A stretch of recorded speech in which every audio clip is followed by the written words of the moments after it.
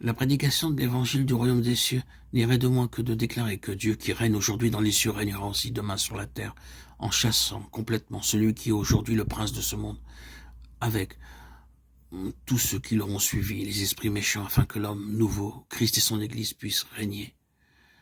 Remercions le Seigneur pour que cet âge vienne, pour que nous puissions vivre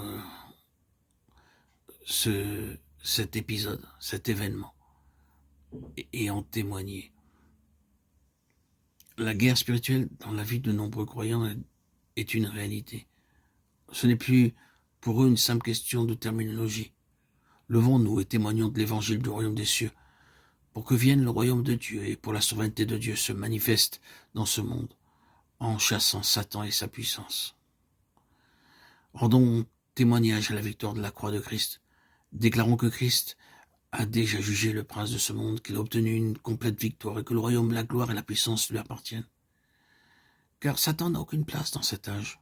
Il est un simple usurpateur. Tous ceux qui ont reçu le Seigneur Jésus ont été délivrés de la puissance des ténèbres, transférés dans le royaume du Fils de l'amour de Dieu. Colossiens 1,13. Proclamons donc l'évangile du royaume des cieux. C'est l'évangile qui déclare la défaite de Satan, le rejet des démons et la destruction du Hadès. C'est ce témoignage qui parachèvera la fin de l'âge présent. Il est communément admis que cet âge, c'est l'âge de l'Église, car l'Église a commencé avec cette même période. Cependant, sachons que la Bible décrit aussi cet âge comme celui d'une génération. Dans Matthieu 24, 34, nous trouvons le terme grec qui, selon le contexte, est traduit par génération, race, postérité, mais aussi par période ou âge de l'histoire. Donc, la Bible décrit cet âge comme mauvaise et adultère. Matthieu 12, 39. Comme une génération incrédule et perverse. Matthieu 17, 17. Et comme une génération corrompue et perverse. Philippiens 2, 15.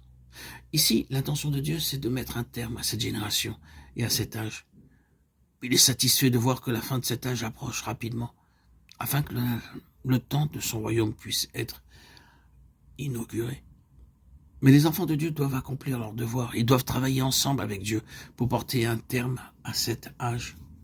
La prière en est un des moyens, mais le témoignage est aussi une urgente nécessité. Levons-nous tous pour proclamer la majesté du Seigneur Jésus comme jamais nous ne l'avions encore fait auparavant.